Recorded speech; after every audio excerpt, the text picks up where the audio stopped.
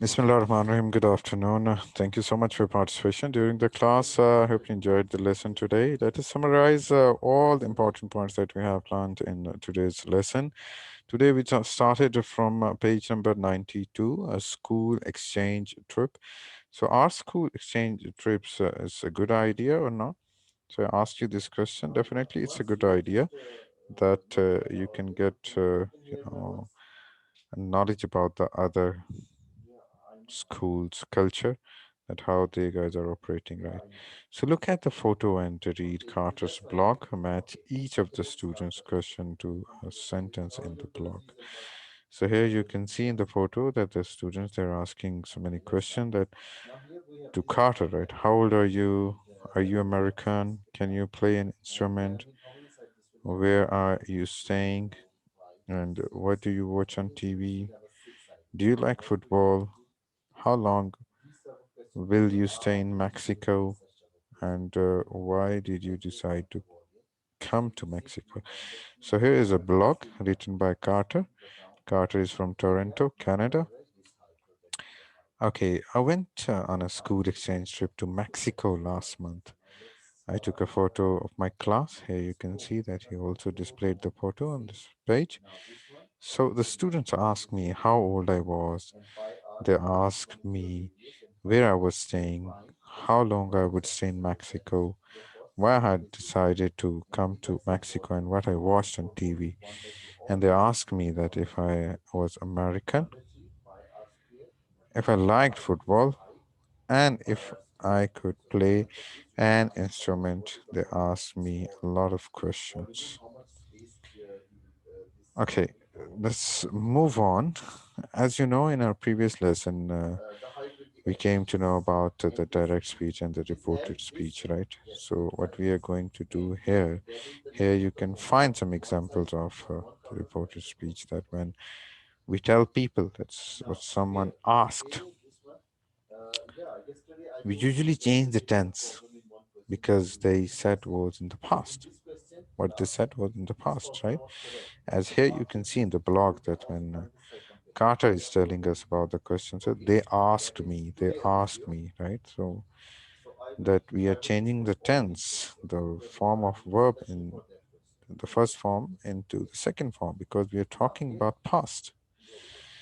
Right, so the question that begin with the question word what, where, when, who, why, how in etc. For example, how old are you? Right? If I'm asking you, how old are you?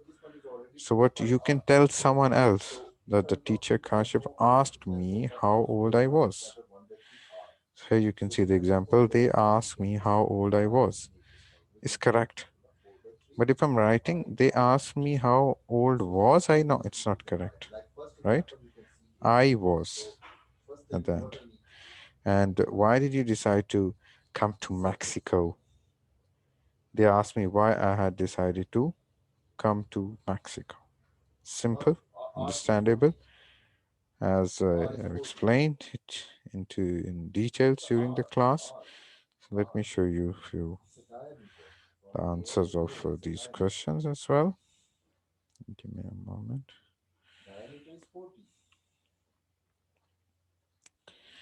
Here you can see the questions and the answers. How old are you? The students asked me how old I was. Where are you staying? They asked me where I was staying. See, and try to write it on your notebook, all these questions. And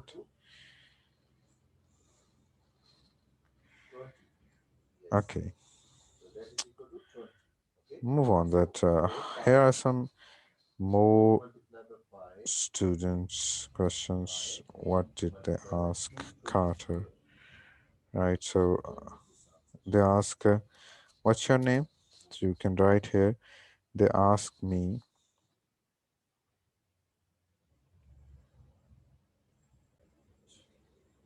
Yeah, they ask me.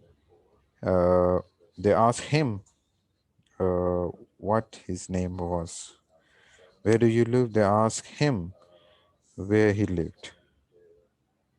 Right? And what kind of food do you like? They ask him what kind of food he liked. Next, are you a good at football, they ask him if he was. Now see the usage of if, that if he was good at football. And do you like Mexican food? They ask him if he liked Mexican food. And can you speak French? They ask him if he could speak French. All right, the next question is over to you guys. What you're going to do that write six questions or complete six questions and use while using these ideas at front of these questions. Right, for example, where have you been on holiday recently or in the last year? You can complete the question while writing one of your choice. Where are you going next summer for your next holiday this weekend? So you can complete with each of this option. For example, where are you going next summer, right? So it's over to you. The rest of the question you will complete it by choosing an option of your choice. And then rewrite the postcard below, putting in the correct punctuation. Here you can see that it's a postcard written without punctuation. So the punctuations are very important. Here you can see the two tips as well. Whenever we're writing a noun, right, the name of a specific people, places.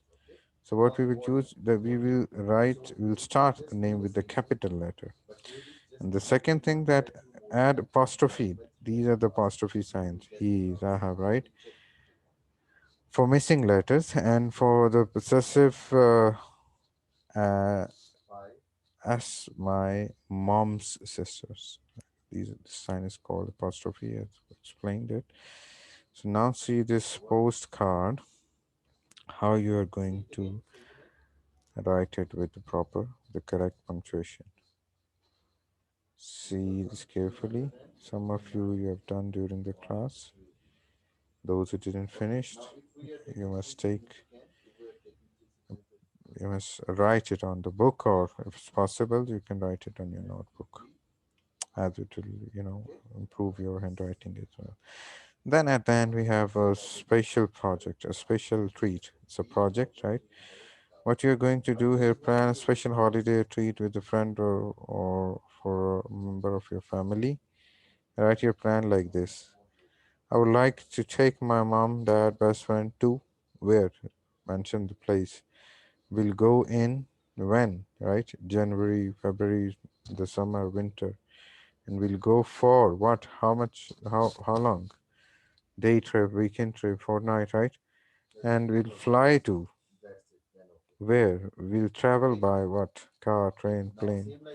So you can write a special treat plan that which you are going to give to your friends or family.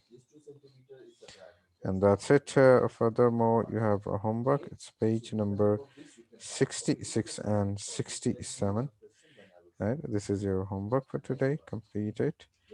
And I'll see you in the next class. Take very good care of yourself. Thank you so much for listening and goodbye.